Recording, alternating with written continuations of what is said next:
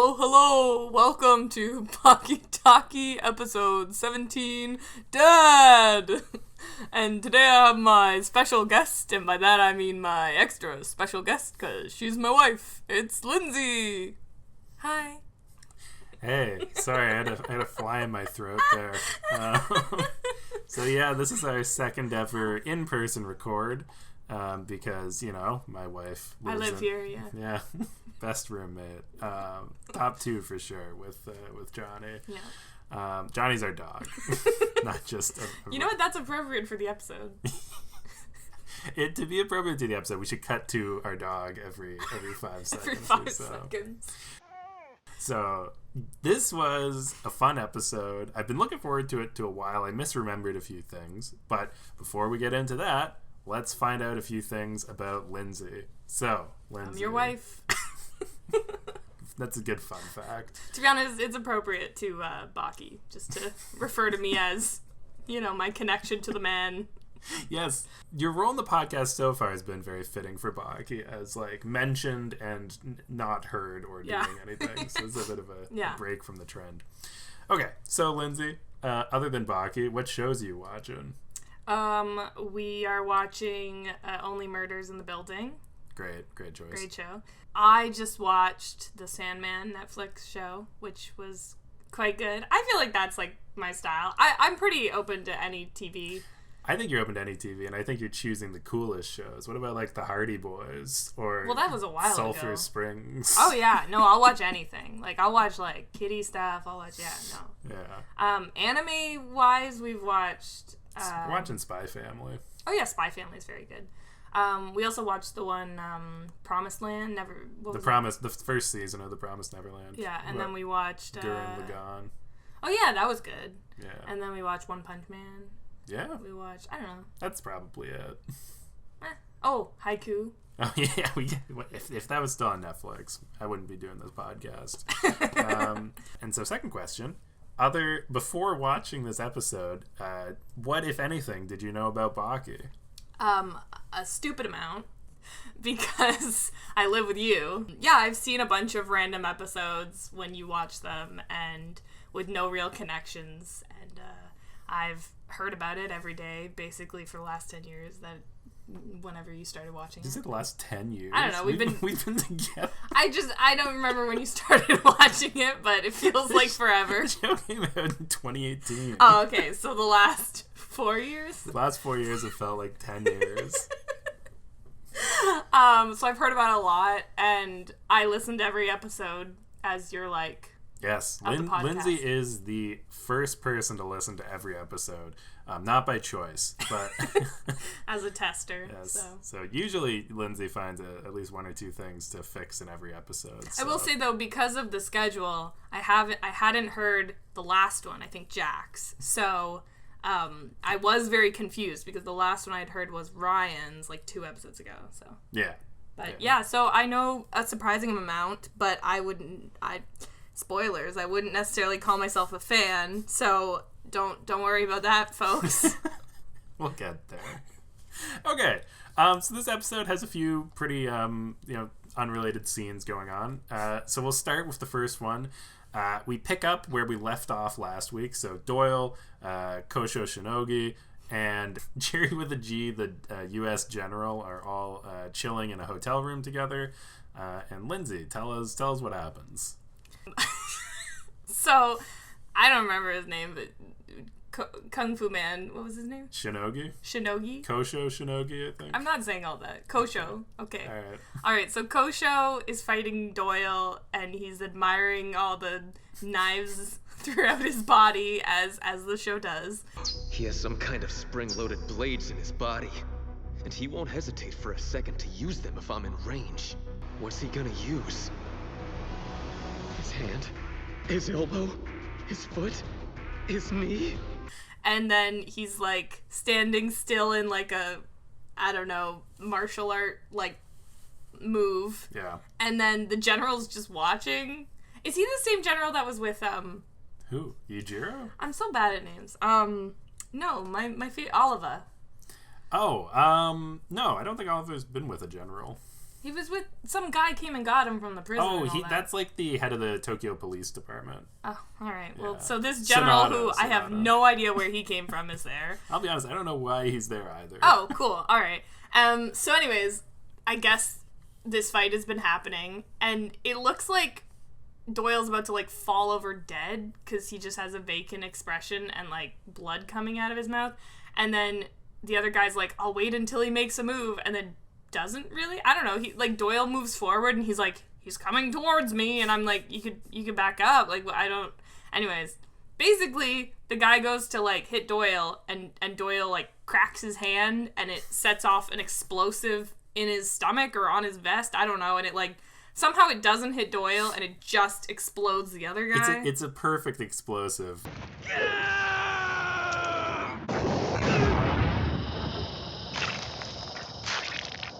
They strap to your chest, and it explodes forward, and it just sort of pushes Doyle back a little bit. I honestly thought it was like a squib. A what? Like from film? Like when you, like you have, like, squib explosives. Oh, maybe it is. And they, like, but the thing, no, it wouldn't cause that much damage. Like, the guy was smoking on the ground. We couldn't see his face. They didn't even explain if he was dead or not, as the show does. And then, like, the general and starts talking about how unfair of a fight it was because he used explosives. And then the general's like, what if we started fighting and I pulled a gun on you? My chance of victory is now increased unfairly. what if I got a gun? And then Doyle's like, Whatever. That would be fine by me. Huh? all right, do it. Come at me, bro. And then the general's like, I'm gonna use a nuke and hit you in the face. He said he wished he could use a nuke to hit him in the face. Which at the time I thought was a little over-exaggerating, but now that I know he's like a U.S. I'm like, oh shit, alright, he might. And Doyle was like, bring it on, and then the scene just ended, and I was like, okay. If I could, I'd launch a nuke at your cocky ass. And that would be fine by me too. You'd need to make damn sure you could press the button before I'd finish you off. So just to go in on we learn a lot about Doyle's philosophy in this episode, which I liked.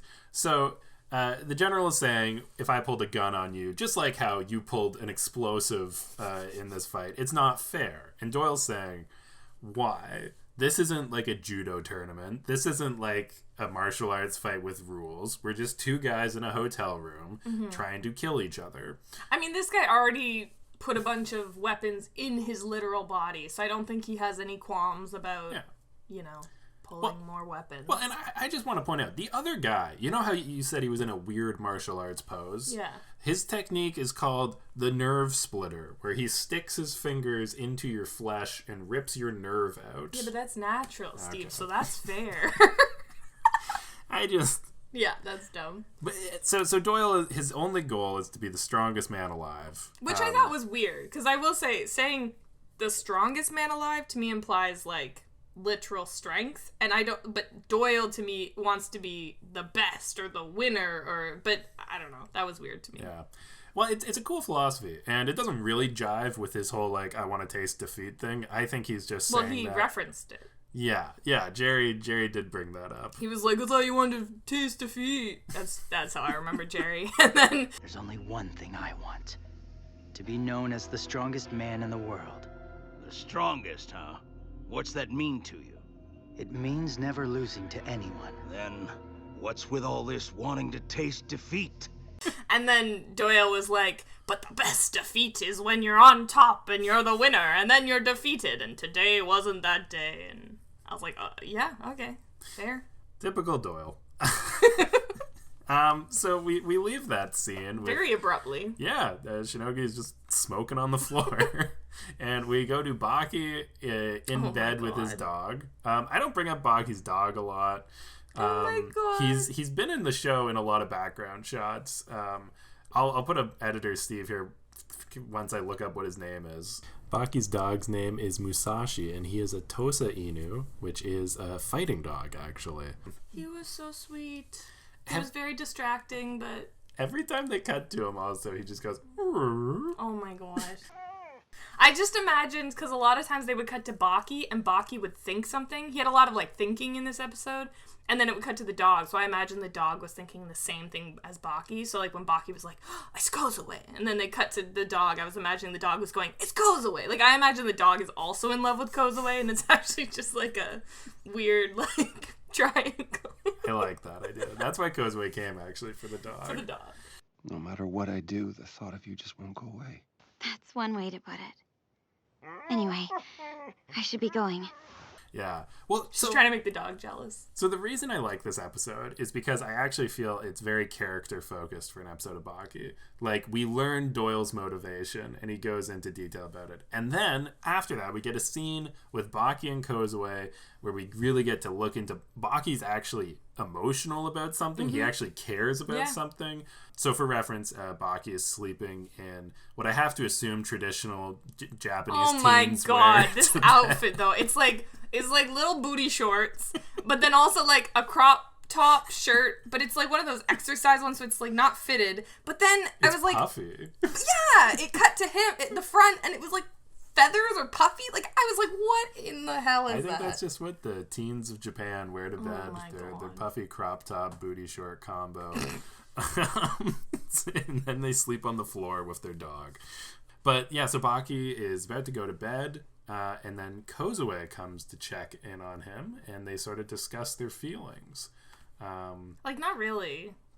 I don't know. She comes in, and he's like, "Why are you here?" Or something. I don't know, but like, it's mostly his thoughts, right? Well, first they talk about what it's like. Like, I was thinking about you. Listen, I've been thinking. I've been thinking about you. Oh, right, yeah. They're both like, I'm always thinking about you, and even when I'm eating and sleeping and da-da, and like it's much like a toothache. Like, you can't that stop was ridiculous. Like at first it was kind of romantic because Kozue was like, I can't stop thinking about you, and then Baki was like, you mean all the time, like every moment, and then she's like, oh, and then he's like, it's like a toothache, and she's like, oh okay, like, and then at first I thought he blew it. Because she's like, okay, well, I'm going to leave. Like, and I was like, yeah, I would too. Like, I don't like being called a toothache. It's a lot like having a toothache. No matter what I do, the thought of you just won't go away. Anyway, I should be going. But then he didn't blow it. She comes back. Yeah. Which, I don't know why she left. That was weird. I think I liked that. I think she was just, she was like trying to play it cool, be like, okay, yeah, we hit it off. I'll be back, like, playing it coy. And then she went back, and then off camera was like, I think it was a little bit more than coy. She showed up, didn't knock, just walked in. She dropped her clothes and just kind of got into bed with him. Okay, well, that was after she was done being coy. Oh, okay. She came in, it was a little coy, like, oh, okay, that's all I need left. And then realized, nah, I need some more. Came back, stripped down all of her clothes, climbed into bed with Baki. In case anyone was wondering, Steve is the aficionado on women's games. I run a Baki's podcast. I know what women want. Yeah, so yeah, that was what would you do if I bought that shirt that Baki was wearing? But if I start wearing that to bed? I mean, you do you, but I don't know. I'm not acting like Kozue. I'm not dropping my clothes and hot and heavy. No, they didn't actually. Yeah, well, they got close. So Kozue starts feeling up Baki's back, which he apparently has never felt before. Well, that was hilarious. So Baki, we're in his brain. He's like sweating profusely, and he's just like, she's undressing. Oh my god, she's naked. Okay. She's coming over here to get under the covers. Completely naked. oh my god, she's near me. She's next to me. She's... that was appropriate. If you guys didn't hear, our dog just made a noise and... He yawned. They cut to the dog in this scene too, and that's so weird. Oh, because it's... Okay, they're clearly not spending a lot of the budget on this scene. Like, there's probably 4 shots. Yeah. There's Baki's face, Kozue's face, long pan of their 2 bodies in bed, and the dog. So anyways, Baki is talking about, like, oh my gosh, she's near me. What should I do? Should I do this? Should I make a move? What? And then Kozue, on the other hand, is like, oh my gosh, your back is so soft. It's huge, Baki. I had no idea. Your back is so big. Baki, I didn't realize how... Well, first she goes, Baki, it's so big. And we're like, huh? And I was like, your back, it's so big, it's so soft. And I'm just like, oh my god, has this girl never hugged him? Like, but which is, yeah, it's crazy for multiple things. One, the back is probably one of the areas that it would be first touched by somebody. I don't know, like a casual, but also Baki in this episode is wearing like a crop top that shows off his back. Yeah. Yeah, it's true. Maybe Baki has just used his martial arts to never like show his back to Kozue. Like he has such fast reflexes. So then, well, you know, the best part of the episode, when Baki turns to make a move and goes... after building it up, he's just like... He's like... It was great because he said something, but I don't remember what it is. We'll put it in. It was like, I'm going to turn around and look into the eyes of my dad! This is it. You're going to turn over, and you're going to look directly into the eyes of your dad. So Yujiro's back for his first real interaction of the season. Oh, Lord. So Yujiro has snuck into Baki's house, probably like a ghost. Okay, can I also point out the dog like made noises when Kozue came, but didn't tell them when Yujiro, like, okay, do but dogs that's not... fair. We do cut to the dog later on in the scene, and he is cowering in fear because I just everybody the dog can respect how was alpha too, Yujiro like, is. Upset that he's getting kicked out of the triangle. Yeah. So Yujiro shows up and talks about how Baki's getting a lot of advice from people. I honestly don't even remember who he's talking about. Okay, I was like, is that referring to something in the last episode, Hanayama came back and told them some weird advice. I don't know what that was about. Don't do it. Maybe Sikorsky gave some advice when he kidnapped her. I don't know. Yeah. Basically, his dad was just in Soviet Russia, man makes first move. Well, to be fair, Baki was going to do that, so... Yeah.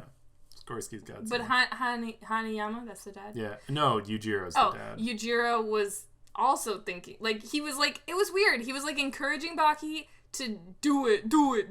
But then he was also, like... Literally, he said it like that. Yeah. But then also, he was like... You're so lame, Baki. A girl sneaks into your bed and you cower in fear. And I'm like, that's not how you, like, pump someone up. Like... It's pretty sick, old man. What, you like watching your son in bed with a woman? You're pretty funny, you know that, kid? A girl sneaks into your room, comes onto you, and you tremble with fear? If that's your idea of closing the deal, I'll never be a granddad. Nah, man, it's tough love. Celibacy's for wimps. Yeah, it was so weird. If he's ever going to be a granddad, Baki's got to step up. Well, that was weird. I'm like, are you looking to be a granddad, or are you looking to just make him stronger? Because then he goes all into, like, you got to do it to get stronger, and then do it again, and then do it before breakfast. Forget celibacy. If you want to get stronger, do it. Morning, noon, and night, do it. Before and after every meal, do it. Do it till your body aches. Do it till you can't stand up straight. Do it till you're sick of it. Then do it some more. Just do it! Don't let your dreams be dreams. I think it's both, you know? Like, okay. Because the number one priority Yujiro has, in my opinion, is making Baki stronger so that he has someone who he can fight who could theoretically be stronger than him. Do you think he's if also Baki looking fails to be in defeated? that, maybe his grandchild would be better. That's a really good question that I feel like they don't put in here. I think yes, but no. I think he wants to be stronger, and to be stronger, he must fight people who are comparable in strength to him. You just go do it a bunch. Apparently that makes you stronger. Maybe he's done it too much. Yeah, we meet another one of his kids on this episode, so... Anyway, so Yujiro basically just talks about celibacies for wimps. Make sure to do it. Kozue. Oh my god, that was make so sure to weird. Also do it. Can I talk about that? Because that was like, as a woman, I was just like, this is empowering. No. Miss Kozue, was it? Blossom into the woman you were meant to be. Take it till you can't take it anymore. You must be insatiable. It was literally like, he looks at her. Firstly, he goes, Kozue, is it? And I'm like, wait, this is the first time they're meeting? And he's... Well, they met when Kozue got kidnapped. Okay, so but... Yujiro has now only met Kozue when she's in her underwear.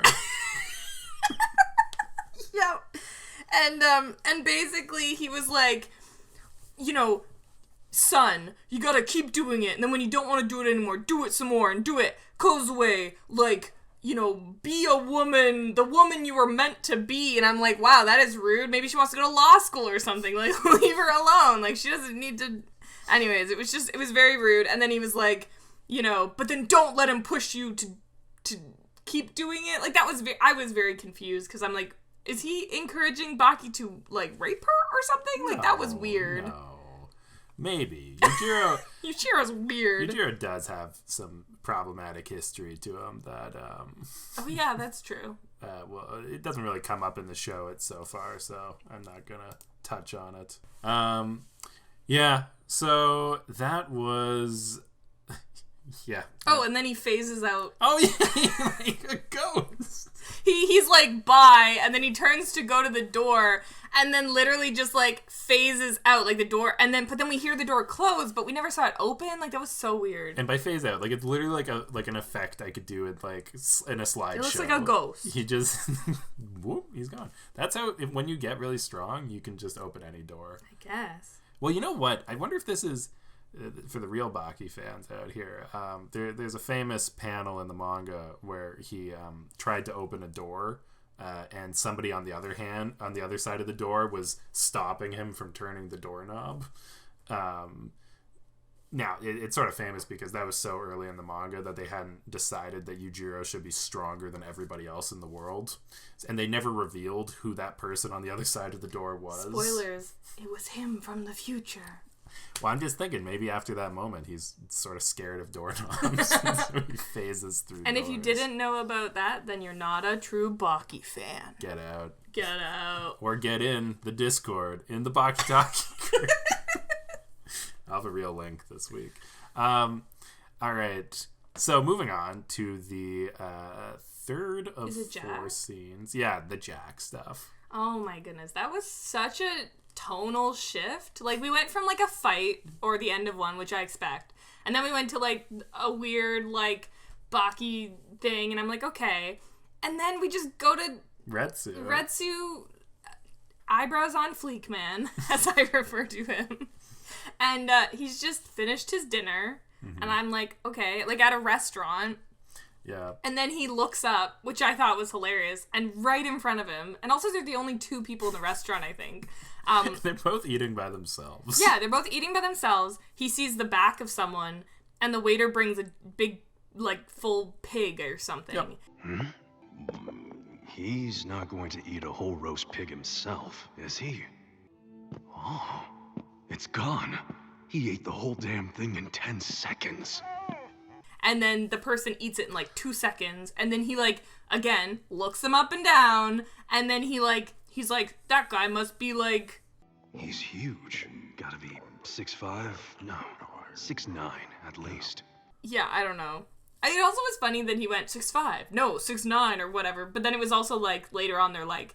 Height is a key factor in martial arts that focus on striking techniques. As such, it is unlikely that Kaio Retsu would misjudge such a crucial statistic. Height is an important thing, and he would never get it wrong. And I'm like, he was pretty wrong the first time he measured. Anyways. And then it turns out it's Jack. Who, have we met on this podcast? We've never met Jack Hanma yet. This is the first time. So, Jack Hanma is Baki's half... What? Jack Hanma what? That's a joke Samita made. Oh, okay. Anyway. Yep. Canadian pit fighter Jack Hanma. Through extreme steroid use and an insane training regimen, Jack has developed one of the most muscular physiques in the world.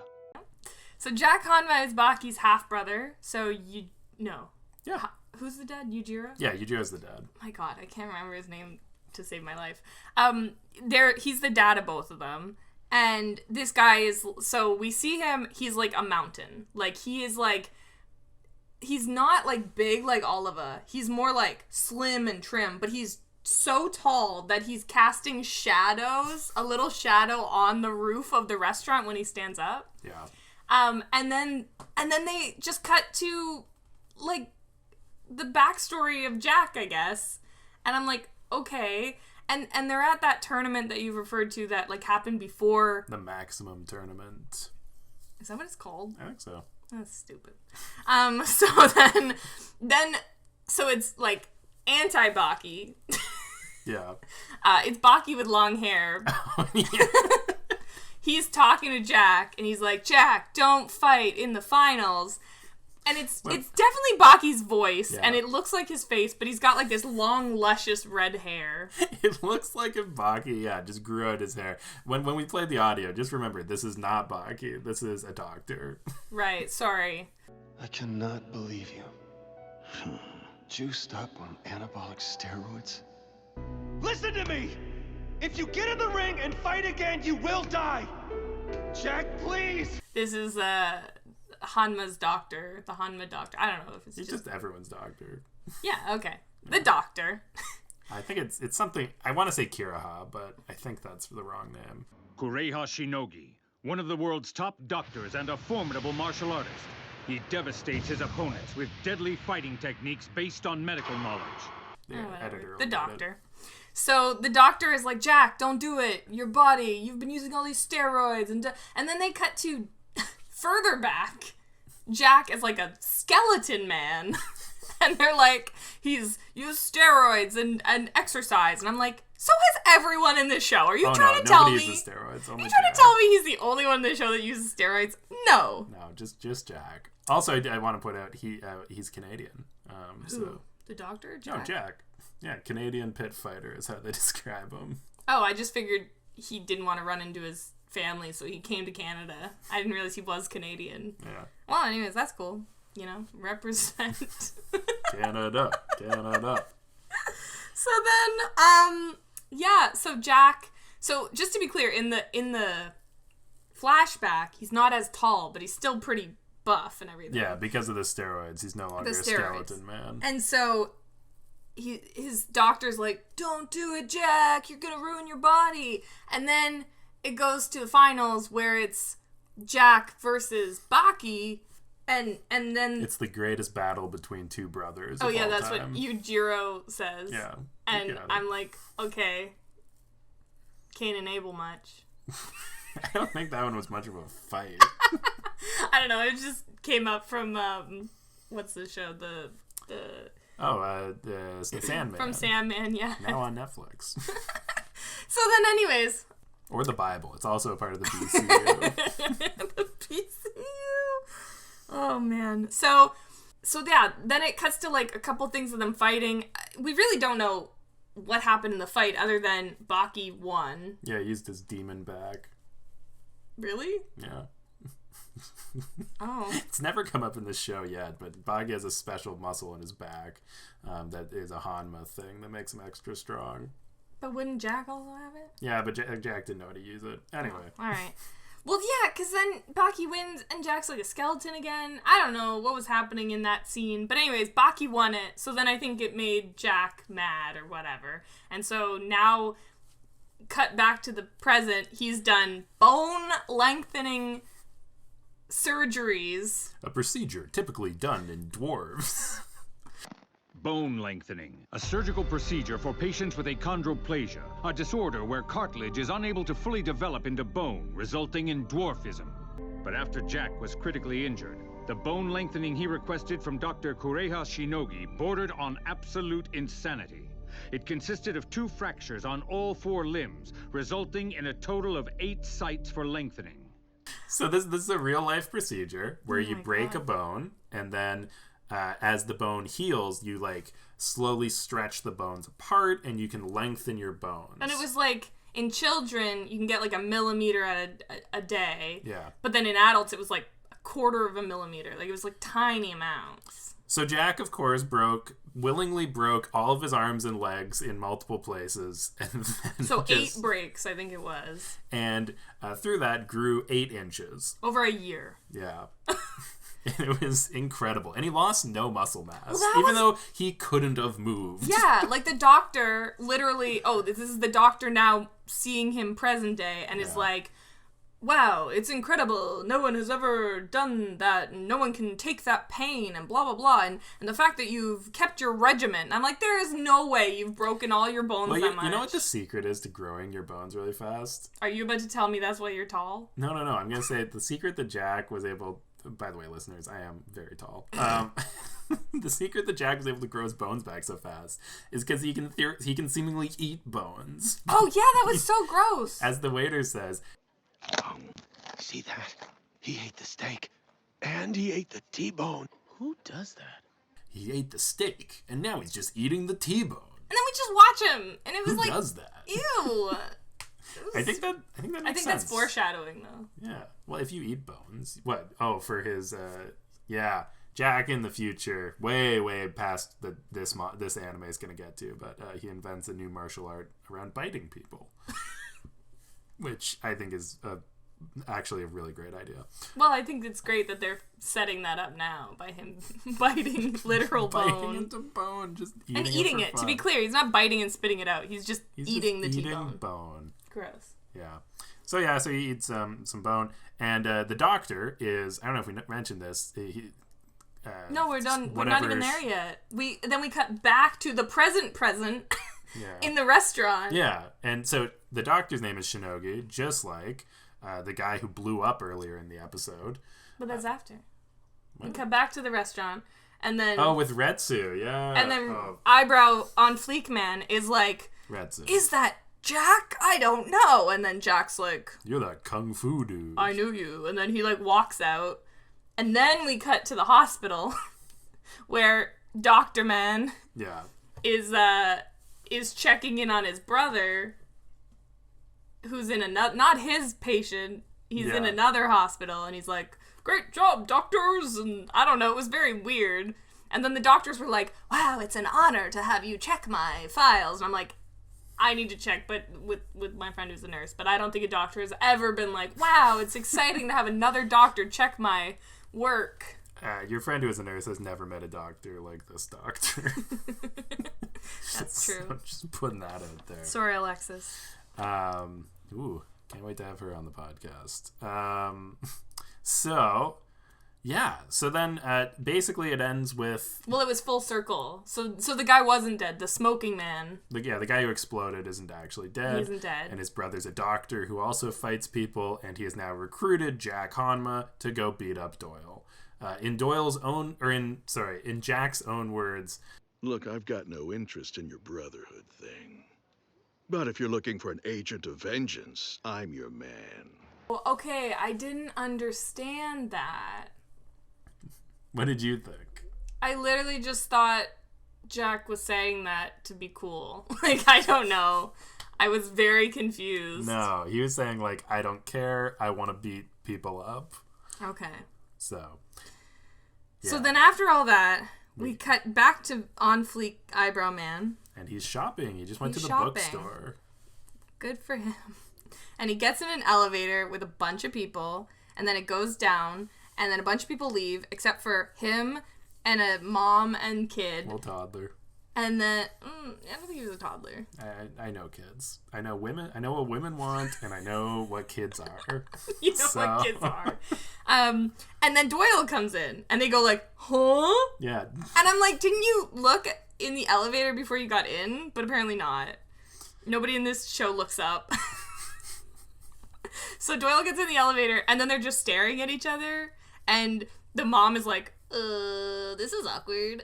That's how I imagine her voice. She didn't actually really talk. And then the kid actually does talk and goes, Mommy, why are they looking at each other? And she's like, shh. Which I thought was very real. It's a big threat in Japan, as you might end up in an elevator with two martial arts experts. Yeah. So Retsu and Doyle, of course, if we go all the way back to episode 3 or 4, they said they would fight each other when they run into each other. Oh, I just figured. More of an in general thing with all of the fighters. Yeah, and then they have this weird convo where they're like, so the mom and son leave, and they just go down the elevator together, and they're like, this is weird, isn't it? Because, like, we said we'd fight each other, and should we do it here? And then Eyebrow Man is like, remember, we promised each other we'd fight the next time we met. But we can't really do that here, can we? It's as good a place as any. Huh? I don't care, let's do it here. And then Doyle's like, I don't think we should fight in this store, like, mall. And it's like, why not? You guys have fought everywhere else. But they don't. And then he goes, how about we get a drink instead? And then it just cuts to them at a bar. Having some bourbon. Yeah, and the guy, and oh my god, that was so ridiculous. And they're just sitting. I have to describe very briefly. They're sitting on stools at the bar, but I've never seen stools so far apart. And they both are like, almost like they have their legs out on either side because they're so big, clearly, that neither of them can like keep their legs in properly. And it's just the funniest shot. And so they're sitting at this bar in like a weird frog squat. And then the guy pours them both bourbons. And Doyle acts like it's some weird thing nobody has ever heard of. And he's like, this is from where I live, which is what, the States, right? Ireland. Oh, it's from Ireland? Yeah. Okay, but like... and he's like... His name's Hector Doyle. It's from Ireland. Okay. Anyways. So yeah, so then, like... he's like, what are we gonna do? And then the other guy's like, I told you, I'm ready to fight whenever. And I'm like, did you walk all the way to this bar just constantly saying, like, let me know, I'm ready to fight, I'm ready to fight? Like, yes. It was so weird.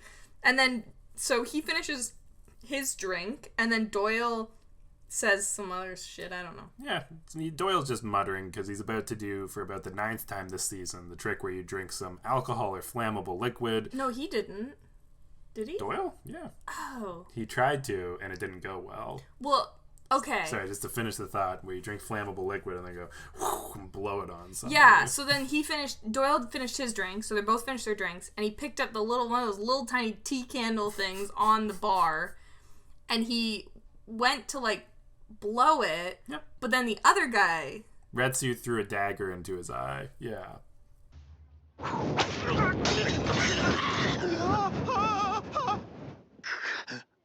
Oh, okay. But the fire, for some reason, still didn't hit. Yeah, I think what happened was he just ended up not having much intention. Like, I think he just blew into, like, almost like he spit it out instead of doing a cool martial arts blow. Yeah, he threw a dagger into Doyle's eye, and he's like, huh? And I'm like, I would react a little more if someone threw a dagger into me, never mind in my eye. Yeah. And then it goes, ba ba da da da da da da, and the end credits. Yeah, literally. It ended again in the middle of one of Doyle's fights, so... Doyle's fights don't work for pacing. Yeah. I think that was it. Yeah. And then there was the end credits. And man, you have not described them very well. So here's the thing. I should have talked about it in Ryan's episode, and I actually do talk about it in Jack's episode. Okay, but you need my take. Yes, but it wasn't in Naomi's episode, weirdly. It was just that, but no people were in it. Oh, okay. So the music is very, like, upbeat, and then... But what was crazy is that there's just, like, a ton of people, and it looks like they're on a conveyor belt. And, like, literally starting from, like, episode 1 of this, where there was, like, the bullies. Like, and I was like... And it's not any of the main characters. It's all, like, background people. And so at first I was like, is this some sort of, like, in memorial? Like, I couldn't remember if they'd all died or something. But then after... Literally this goes on for, like, 2 minutes. So, like... Yeah. After 30 seconds, I was like, I honestly feel like I'm in one of those dating simulators where they're like, pick your boyfriend, but it's like just constant, and like they've all got the craziest expressions. I don't know, it was so weird. Yeah, I honestly love it the more I watch it. It's basically every character that the animators had to design who doesn't really do much. They basically just take like them and threw them in the... Anyways, yeah. So, yeah. Yeah. Oh man, what a great episode. Yeah. Do we miss anything? No. I was gonna talk more about Doyle, but I might save that for later. I've had thoughts of like if Doyle was an attempt for a mangaka from the 90s to write a queer coded character. Why? Well, first of all, he dresses up as a woman and attacks he does people. do He had a great line where he was just like, "You wouldn't be the first man to tie me down," or something like that. But I think that was a joke because he was dressed as a woman. He takes Retsu to the bar. It really did feel like a date for a couple moments there. There's nothing. It's very much reading the subtext. But I don't know. It made me. It's something I'll come back to as the season goes on. Because there's little moments. But anyway, just planting that seed. Anyway. So, Lindsay, you've watched multiple episodes of Baki now. But after watching this one, a great one, do you think that Baki is a good show? No, I don't think it's a good show. And honestly, until you started the podcast, I was always embarrassed every time you would bring it up and try to get other people to watch it because it was that annoying of a show. But I will say I've had a lot of fun listening to the podcast. And, you know, it's nice when it's not me being forced into watching all these episodes and I can hear other people's thoughts. So I give it like a 2 out of 10. Out of 5. Oh, out of 10. I see. Like, I would have given it a 1 or less before, but your podcast has upped that to a 2. Good job. Thanks. The podcast, I give like an 8 or 9. Wow, an 8 or 9. What would you give Home Away from Dome? I mean, I edited it all, so 10 out of 10. Okay. Feel free to find that still on Apple Podcasts before I stop paying the hosting fees. All right. Well, thank you for coming all the way upstairs to record this. This has been another fun episode. If you enjoyed it, make sure to leave a like on some platform that allows that, or just subscribe to listen to more. That's all the Baki we've got to talkie. I'll see y'all next week. Was I supposed to say something?